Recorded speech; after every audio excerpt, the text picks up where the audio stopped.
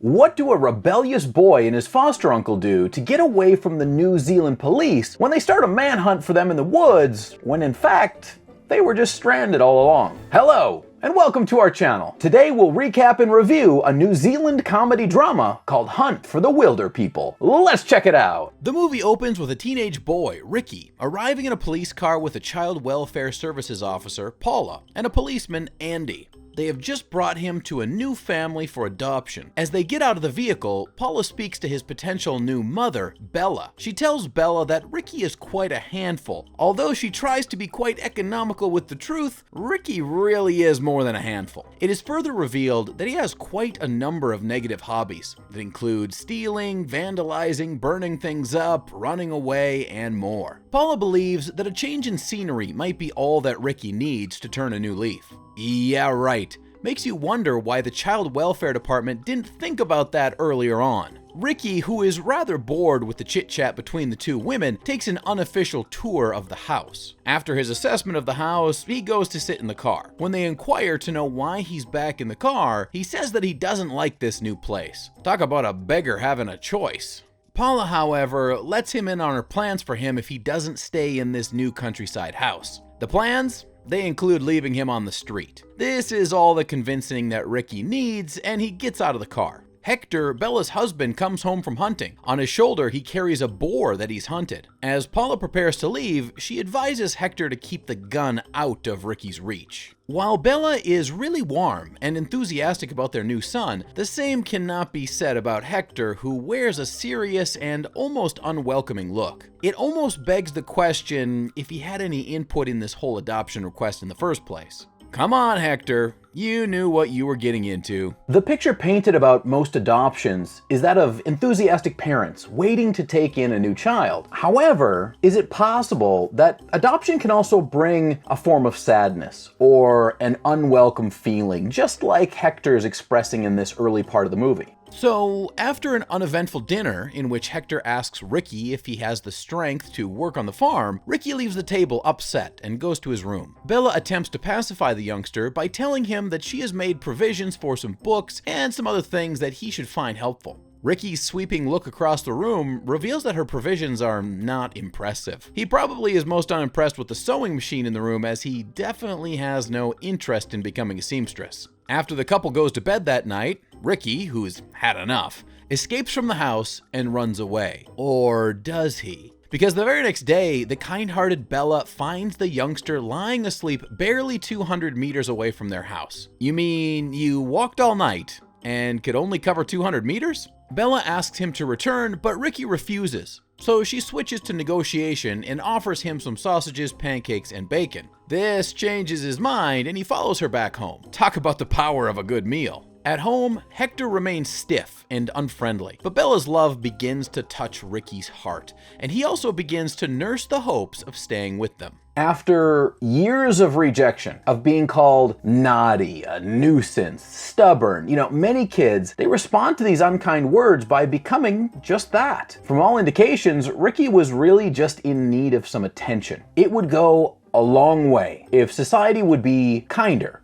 to orphans, the homeless, and people who are at the lowest points of their lives. One day, Bella takes Ricky hunting and shows him how great she is at it. After gunning down a wild pig, she proceeds to carve it up with her knife and she ends up with a bloodied face. This proves to be too much for Ricky to handle, and he passes out. Later on, Bella bakes a cake for Ricky because it's his birthday, and she churns out a musical masterpiece that should never be heard anywhere else or by anyone else apart from Ricky. This song is especially cool because she makes it up as she plays what is supposed to be a piano. Ricky really loves the song and sings along with her. Hector remains gruff and quite bored by the music from the duo.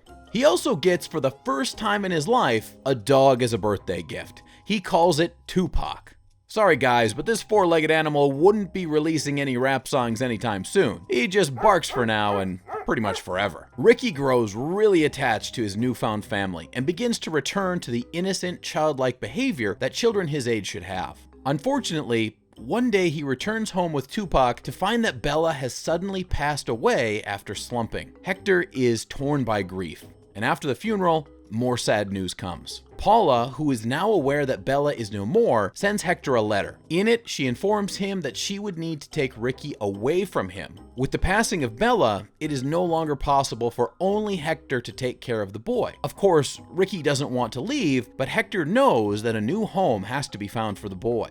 One day, Hector informs Ricky of his plan to go hunting for a few days. Ricky asks to go with him, but Hector refuses and leaves him at home. Ricky, however, remembers his old hobby of burning things, and he burns down the barn before disappearing into the forest with Tupac. He packs up some supplies as well. However, his youthful energy is no match for the New Zealand forest, and for a boy his size, he quickly gulps up his food and runs out of provisions. Except, of course, if you consider the tree barks that he's surrounded by. Fortunately, Hector discovers him in time. After exchanging angry words, they decide to work together on their hunting. Ricky, who is at this time missing the loving nature of Bella, accuses Hector of being insensitive and blames it on him being raised in the wilderness. You could easily call him the modern-day version of Tarzan Ricky. Hector is unhappy with Ricky's free-flowing tongue, and he comes at him in anger. But his leg gets stuck between some rocks and he trips, hurting his ankle. The incident makes him wisely decide to camp out in the forest until he recovers.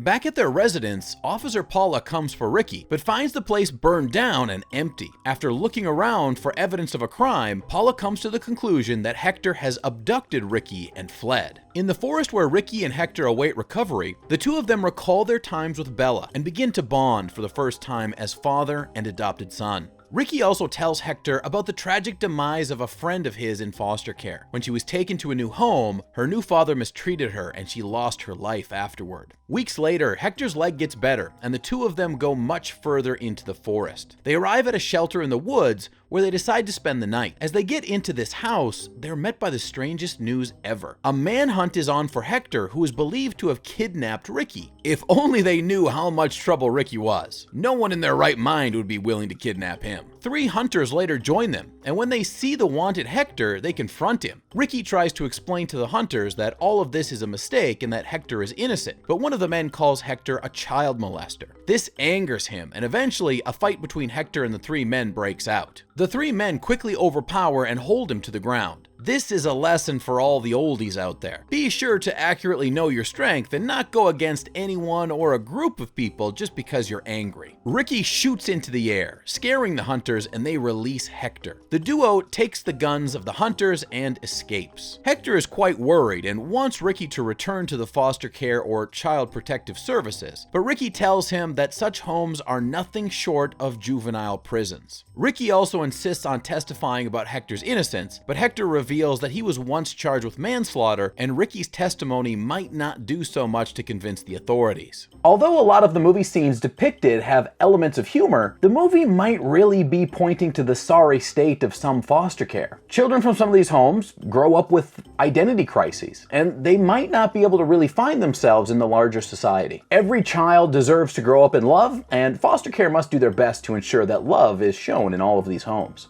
Paula and the police begin to search the woods for Hector and Ricky, even as they continue their adventure in the bushes, conveniently taking from other campers and hunters whatever supplies they need, and in some cases exchanging their own things without the consent of the owners. One day, as they get to a house in the woods and find whatever supplies they can find, they come across a sick man there. Hector offers to stay with him and sends Ricky to get help from a nearby town. On the way, Ricky comes across a young lady, Kehu, on a horse. She assists him by calling the police about the injured man. She also takes him home where he meets her father. Her father discovers that he is the famous young man the entire police force is seeking and asks for a picture with him like some sort of celebrity. Ricky spends the night at Kehu's place, and by the next day, he goes back to the house where the injured man was found. Unfortunately, the place is crawling with policemen. Ricky panics and flees. On his way, Paula and Andy find him and she dangles some chocolate and nuts before him, offering safety and also asking that he names Hector a molester. I'm not so sure if Ricky feels insulted by her chocolate and nuts offer as though he was some kind of squirrel, but he refuses the offer and runs away from them. He finally reunites with Hector and their adventure continues. Unfortunately, in a sad event, a boar attacks one of the dogs and its life is lost in the encounter. Not Tupac though.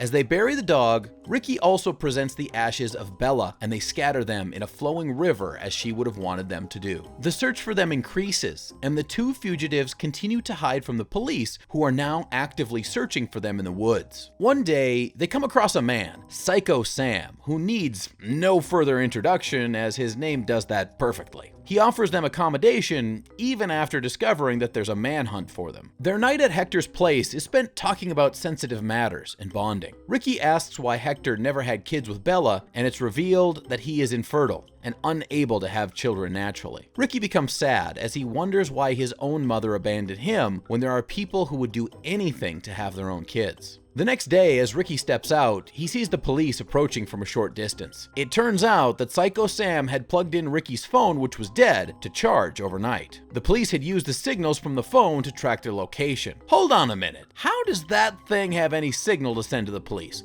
What a suspicious forest we're in. Psycho Sam offers to distract the police while the two escape. He gives them the keys to his red jalopy truck and they drive off. A hot pursuit follows between them, and after a series of fast and furious driving by Ricky, they crash the car. Exactly what you should expect to happen when an underage kid drives without his license. As the police surround them, Hector surrenders. This hurts Ricky, and he calls Hector names. In the midst of the shouting, one of the hunters that they met earlier on arrives at the scene and attempts to shoot Hector. A policeman intervenes and pushes him to the floor just moments before he shoots. Ricky, who is pointing a rifle at Hector and asking him to come back to him since they are now a family, panics and shoots Hector. Hector is finally arrested and Paula takes Ricky away. Fortunately for him, Kehu's family adopts him and he's happy about this. Hector is released shortly and committed to a rehabilitation center. One day, Ricky visits him and apologizes to him for his behavior in the encounter that led to their separation and Hector's arrest. He asks Hector if he would be willing to work on the farm owned by Kehu's family, and Hector accepts this. Anything but the rehabilitation center would be music to his ears. The two of them share a hug, and the final scene shows the two of them with rifles heading into the woods. Hopefully Paula doesn't get wind of this. This movie was so well done, it'll keep you belly laughing the whole time you're watching it. It can definitely be enjoyed by